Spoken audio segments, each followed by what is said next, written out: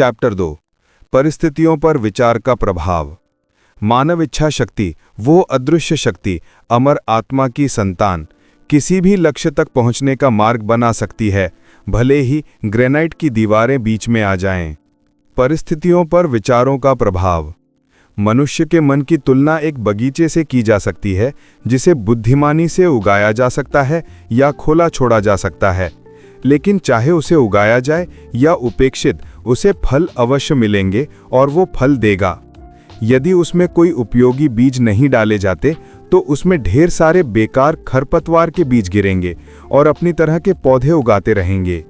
जिस प्रकार एक माली अपने खेत की देखभाल करता है, उसे खरपतवारों से मुक्त रखता है और अपनी ज़रूरत के अनुसार फूल और फल उगाता है, उसी प्रकार एक व्यक्ति अपने मन के बगीचे की देखभाल करे, सभी गलत, बेकार और अशुद्ध विचारों को हटा दे और सही, उपयोगी और शुद्ध विचार लाए। इस प्रक्रिया का अनुसरण करते हुए मनुष्य देर सबेर ये जान लेता है कि वो अपनी आत्मा का स्वामी माली है, अपने जीवन का निर्देशक है। वो अपने भीतर विचार के नियमों को भी प्रकट करता है और निरंतर बढ़ती सटीकता के साथ समझता है कि विचार शक्तियाँ और मन के तत्व उसके चरित्र, परिस्थितियों और भाग्य को कैसे आकार देते हैं। विचार और चरित्र एक हैं, और चूंकि चरित्र केवल वातावरण और परिस्थितियों के माध्यम से ही प्रकट और प्रकाशित हो सकता है, इसलिए व्यक्ति के जीवन की बाहरी परिस्थितियां हमेशा उसकी आंतरिक स्थिति के साथ सामंजस्यपूर्ण रूप से जुड़ी हुई पाई जाएंगी।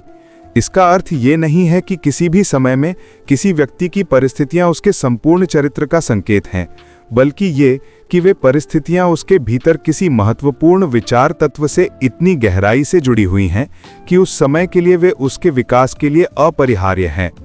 प्रत्येक मनुष्य अपने अस्तित्व के नियम के अनुसार वहीं है जहां वो है। उसके चरित्र में जो विचार उसने गढ़े हैं, वे उसे वहां तक लाए हैं, और उसके जीवन की व्यवस्था में कोई भी तत्व संयोग का नहीं है, लेकिन सब कुछ एक नियम का परिणाम है जो गलत नहीं हो सकता। ये उन लोगों के लिए भी उतना ही सत्य है जो अपने परिवेश के साथ असमंजस्य महसूस करते हैं, जितना कि उन लोगों के लिए जो उससे संतुष्ट हैं। परिस्थितियां विचारों से विकसित होती हैं। एक प्रगतिशील और विकासशील प्राणी के रूप में मनुष्य जहां है, इसलिए है ताकि वो सीख सके, विकसित हो सके, और जैसे ही वो किसी परिस्थिति से निहित आध्यात्मिक पाठ सीख लेता है, वो समाप्त हो जाती है और अन्य परिस्थितियों को जन्म देती है। जब तक मनुष्य स्वयं को बाहरी परिस्थितियों का प्राणी मानता है, तब तक वो परिस्थितियों से जूझता रहता है। लेकिन जब वो ये एहसास करता है कि वो एक रचनात्मक शक्ति है और वो अपने अस्तित्व की उस छिपी हुई मिट्टी और बीजों पर नियंत्रण कर सकता है जिनसे परिस्थितियां विकसित होती हैं, तब वो स्वयं को वास्तविक स्वामी बन जाता है।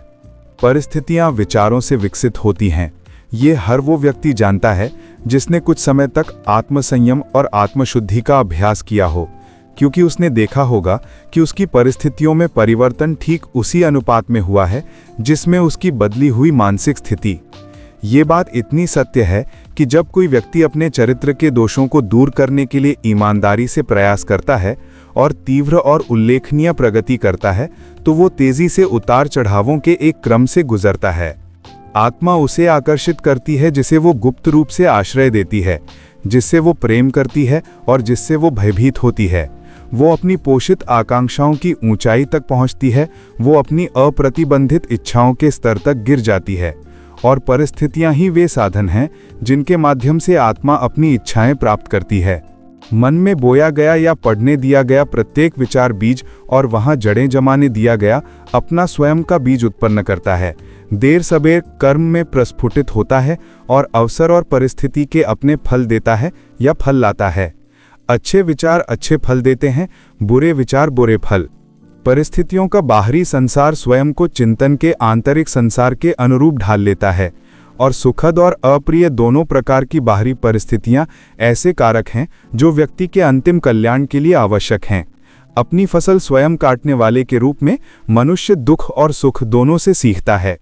अंतरतम इच्छाओं, आकांक्षाओं, विचारों जिनके द्वारा वो स्वयं को वश में होने देता है, अशुद्ध कल्पनाओं की इच्छा का अनुसरण करते हुए या दृढ़ और उच्च प्रयास के मार्ग पर दृढ़ता से चलते हुए मनुष्य अंततः अपने जीवन की बाहरी परिस्थितियों में उनकी परिणति और पूर्णता तक पहुंचता है।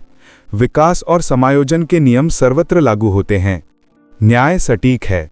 मनुष्य भाग्य या परिस्थिति के अत्याचार से भिक्षागृह या जेल में नहीं पहुंचता, बल्कि नीच विचारों और तुच्छ इच्छाओं के मार्ग से आता है। और न ही कोई पुण्यात्मा किसी बाहरी शक्ति के दबाव से अचानक अपराध में गिर जाता है। आपराधिक विचार लंबे समय से हृदय में गुप्त रूप से पोषित होता रहा है और मौका आने पर उसकी संचित शक्ति प्रकट होती है। परिस्थितियां मनुष्य को बनाती नहीं हैं, वे मनुष्य को स्वयं के प्रति प्रकट करती हैं। विकृति प्रवृत्तियों के बिना पाप और उसके साथ आने वाले कष्टों में उतरने, या विरगुणों के निरंतर विकास के बिना विरगुण और उसके शुद्ध सुख में आरोहण जैसी कोई परिस्थितियां विद्यमान नहीं हो सकती। मनुष्य आशा और प्रार्थना से अधिक अपने अंतरतम विचारों और इच्छाओं से आकर्षित होता है। अर्थात इसलिए विचारों का स्वामी और स्वामी होने के नाते मनुष्य स्वयं का निर्माता है, पर्यावरण का निर्माता और निर्माण करता है। जन्म के समय भी आत्मा अपनी सीमाओं को प्राप्त करती है और अपने सांसारिक यात्रा के प्रत्येक चरण में वो परिस्थितियों के उन संयोजनों को आकर्षित करती है जो स्वयं को प्रकट करती हैं, जो उसकी अपनी शुद्धता और अशुद्धता, उसकी शक्ति और दुर्बलता के प्रतिबिंब हैं। मनुष्य उसे आकर्षित नहीं करता जो वो चाहता है और जिसके लिए वो प्रार्थना करता है, बल्कि जो वो न्यायपूर्णतः अर्जित करता है। उसकी इच्छाएं और प्रार्थनाएं तभी पूरी होती हैं और उनका उत्तर तभी मिलता है जब वो उसके विचारों और कार्यों के अनुरूप होती हैं। इस सत्य के प्रकाश में परिस्थितियों से लड़ने का क्या मतलब है? परिस्थितियों पर विचार का प्रभाव। इसका मतलब है कि मनुष्य निरंतर किसी बाहरी प्रभाव के विरुद्ध विद्रोह करता रहता है, जबकि वो हर समय अपने हृदय में उसके कारण को पोषित और संरक्षित रखता है। वो कारण किसी सचेत दोष या अचेतन दुर्बलता का रूप ले सकता है, लेकिन वो जो भी हो, वो हठी धर्मता से अपने धारक के प्रयासों को बाधित करता है और इस प्रकार ये उपचार की मांग करता है। अज्ञानता के 3 उदाहरण। मनुष्य अपनी परिस्थितियों को सुधारने के लिए उत्सुक रहते हैं, लेकिन स्वयं को सुधारने के लिए अनिच्छुक रहते हैं, इसलिए वे विवश रहते हैं। जो व्यक्ति आत्मत्याग से पीछे नहीं हटता, वो उस लक्ष्य को प्राप्त करने में कभी असफल नहीं होता जिस पर उसका हृदय लगा हुआ है। ये सांसारिक और स्वर्गीय वस्तुओं के लिए उतना ही सत्य है। यहाँ तक कि जिस व्यक्ति का एकमात्र उद्देश्य धन कमाना है, उसे भी अपने उद्देश्य को प्राप्त करने से पहले बड़े व्यक्तिगत त्याग करने के लिए तैयार रहना पड़ता है। और एक स्वस्थ और संतुलित जीवन जीना चाहने वाले व्यक्ति को उससे भी अधिक त्याग करना पड़ता है। यहाँ एक व्यक्ति है जो अत्यंत गरीब है। वो इस बात को लेकर बेहद चिंतित है कि उसके आसपास का वातावरण और घर की सुविधाएं बेहतर हों, फिर भी वो अपने काम से जी चुराता है और अपने नियोक्ता को उसकी अपर्याप्त मजदूरी के आधार पर धोखा देने को उचित समझता है। ऐसा व्यक्ति उन सिद्धांतों की सरलतम बुनियादी बातों को भी नहीं समझता और न केवल अपनी दुर्दशा से उभरने के लिए पूरी तरह अयोग्य है, बल्कि आलस्य, भ्रामक और अमानवीय विचारों में डूबे रहकर और उन्हें कार्यान्वित करके वास्तव में अपनी ओर और भी गहरी दुर्दशा को आकर्षित कर रहा है। जहां एक धनी व्यक्ति है जो लोलुपता के कारण एक कष्टदायक और लगातार बीमारी का शिकार है, वो इससे छुटकारा पाने के लिए बड़ी रकम देने को तैयार है, लेकिन वो अपनी लोलुप इच्छाओं का त्याग नहीं करेगा। वो अपने स्वादिष्ट और अप्राकृतिक भोजन के स्वाद को संतुष्ट करने के साथ साथ स्वस्थ भी रहना चाहता है। ऐसा व्यक्ति स्वास्थ्य के लिए बिल्कुल अयोग्य है, क्योंकि उसने अभी तक स्वस्थ जीवन के मूल सिद्धांतों को नहीं सीखा है। यहाँ एक ऐसा श्रम्य नियोक्ता है जो नियमित वेतन देने से बचने के लिए कुटिल उपाय अपनाता है और अधिक लाभ कमाने की आशा में अपने कामगारों की मजदूरी कम कर देता है। ऐसा व्यक्ति समृद्धि के लिए बिल्कुल भी अयोग्य है, और जब वो प्रतिष्ठा और धन दोनों के मामले में खुद को दिवालिया पाता है, तो वो परिस्थितियों को दोष देता है, ये ना जानते हुए कि वो अपनी स्थिति का एकमात्र कारण है। मैंने इन 3 मामलों को केवल इस सत्य के उदाहरण के रूप में प्रस्तुत किया है कि मनुष्य अपनी परिस्थितियों का कारण है, यद्यपि लगभग हमेशा अनजाने में, और ये कि एक अच्छे लक्ष्य की ओर लक्ष्य रखते हुए वो लगातार ऐसे विचारों और इच्छाओं को प्रोत्साहित करके उसकी प्राप्ति को विफल कर रहा है। ऐसे मामलों को लगभग अनिश्चित काल तक बढ़ाया और बदला जा सकता है, लेकिन ये आवश्यक नहीं है, क्योंकि पाठक यदि वो ऐसा करने का संकल्प करे तो अपने मन और जीवन में विचार के नियमों की क्रिया का पता लगा सकता है, और जब तक ऐसा नहीं किया जाता तब तक केवल बाहरी तथ्य तर्क के आधार के रूप में काम नहीं कर सकते। अच्छाई बुराई उत्पन्न नहीं कर सकती। हालांकि परिस्थितियां इतनी जटिल हैं, विचार इतनी गहराई से निहित हैं और सुख की स्थितियां व्यक्तियों के साथ बहुत भिन्न होती हैं। किसी व्यक्ति की संपूर्ण आत्मिक स्थिति, भले ही वो स्वयं उसे ज्ञात हो, का आकलन दूसरे व्यक्ति द्वारा केवल उसके जीवन के बाहरी पहलू से नहीं किया जा सकता। एक व्यक्ति कुछ क्षेत्रों में ईमानदार हो सकता है, फिर भी उसे कष्ट सहना पड़ सकता है। एक व्यक्ति कुछ क्षेत्रों में बेईमान हो सकता है, फिर भी धन अर्जित कर सकता है। लेकिन आमतौर पर यह निष्कर्ष निकाला जाता है कि एक व्यक्ति अपनी विशिष्ट ईमानदारी के कारण असफल होता है और दूसरा अपनी विशिष्ट बेईमानी के कारण समृद्ध होता है। ये एक सतही निर्णय का परिणाम है जो ये मान लेता है कि अईमानदार व्यक्ति लगभग पूरी तरह से भ्रष्ट है और ईमानदार व्यक्ति लगभग पूरी तरह से गुणवान है। गहन ज्ञान और व्यापक अनुभव के प्रकाश में यह निर्णय गलत पाया जाता है। अईमानदार व्यक्ति में कुछ प्रशंसनीय गुण हो सकते हैं जो दूसरे व्यक्ति में नहीं होते, और ईमानदार व्यक्ति में घृणित दोष हो सकते हैं जो दूसरे व्यक्ति में नहीं होते। ईमानदार व्यक्ति अपने ईमानदार विचारों और कर्मों के अच्छे परिणाम प्राप्त करता है। वो अपने दोषों से उत्पन्न होने वाले कष्टों को स्वयं पर भी लाता है। इसी प्रकार अईमानदार व्यक्ति भी अपने सुख और दुख स्वयं ही अर्जित करता है। मानव अहंकार को विश्वास करना अच्छा लगता है कि व्यक्ति अपने सद्गुणों के कारण कष्ट सहता है, लेकिन जब तक मनुष्य अपने मन से हर रुग्ण, कटु और अशुद्ध विचार को निकाल नहीं देता और अपनी आत्मा से हर पापमय कलंक को धो नहीं देता, तब तक वो ये जानने और घोषित करने की स्थिति में नहीं हो सकता कि उसके कष्ट उसके अच्छे गुणों के परिणाम हैं, ना कि उसके बुरे गुणों के। और उस परम पूर्णता की ओर पहुंचने के मार्ग पर उस तक पहुंचने से बहुत पहले वो अपने मन और जीवन में कार्यरत उस महान नियम को पा चुका होगा जो पूर्णतः न्यायोचित है, और इसलिए जो बुराई के बदले अच्छाई और भलाई के बदले बुराई नहीं कर सकता। ऐसे ज्ञान से युक्त होकर वो अपने पिछले अज्ञान और अंधेपन पर विचार करते हुए जान लेगा कि उसका जीवन और हमेशा से न्यायोचित रूप से व्यवस्थित था और उसके सभी पिछले अनुभव, अच्छे और बुरे, उसके विकसित होते हुए भी अविकसित स्व के समतुल्य परिणाम थे।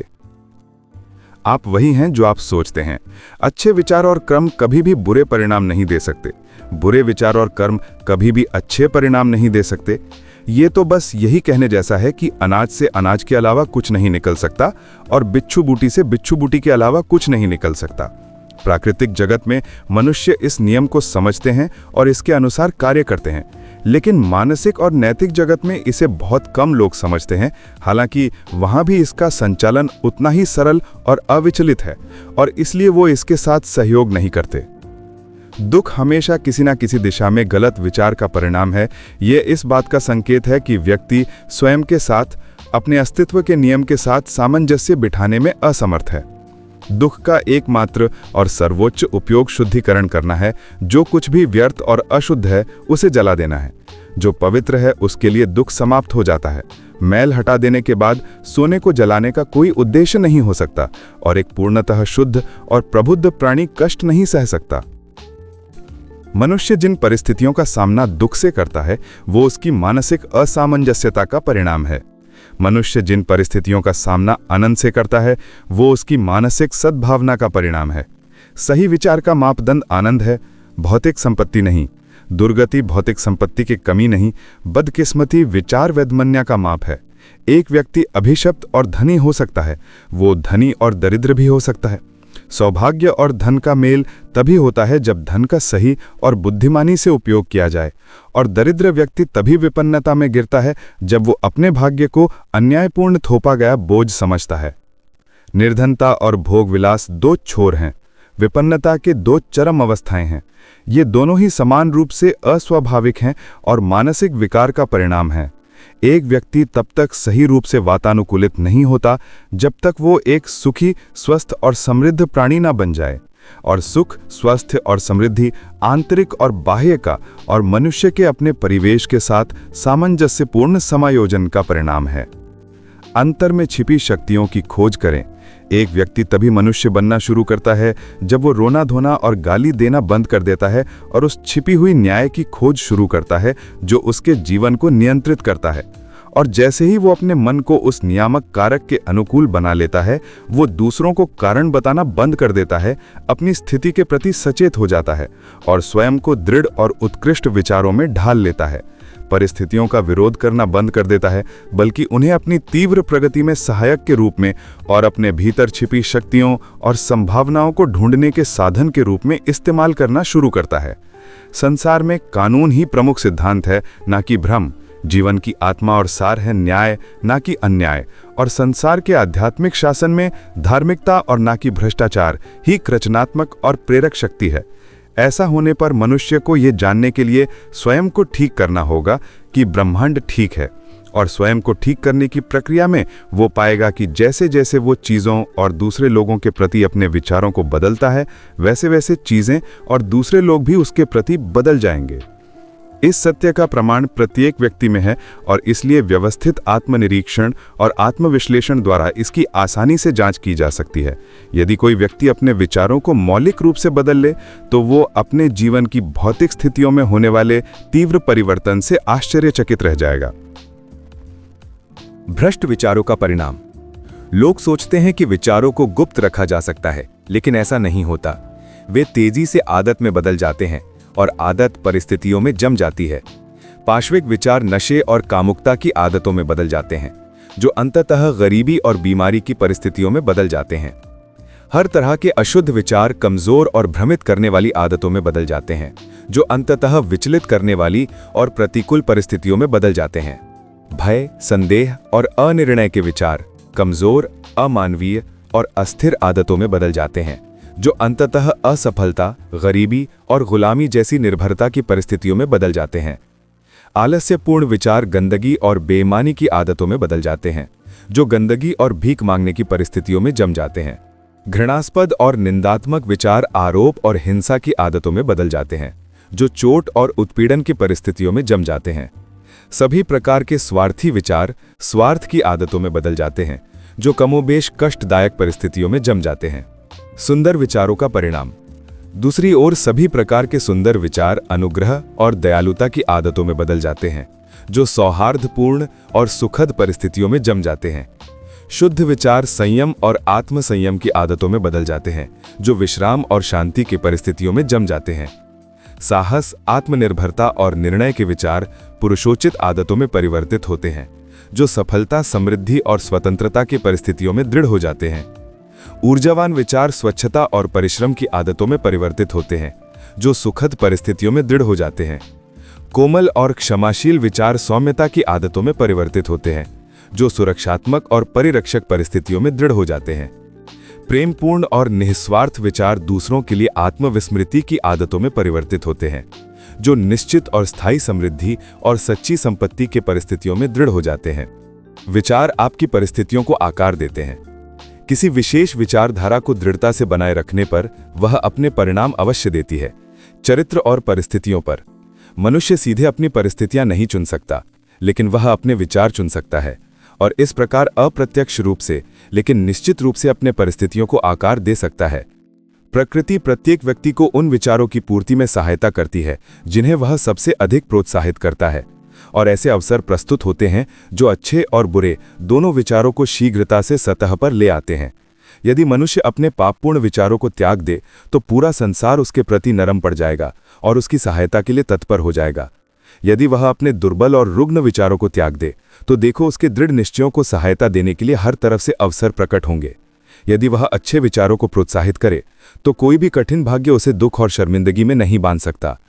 संसार आपका बहुरूपदर्शी है, और भिन्न भिन्न रंगों के संयोजन जो हर क्षण आपके सामने प्रस्तुत होते हैं, आपके निरंतर गतिशील विचारों के उत्कृष्ट रूप से समायोजित चित्र हैं।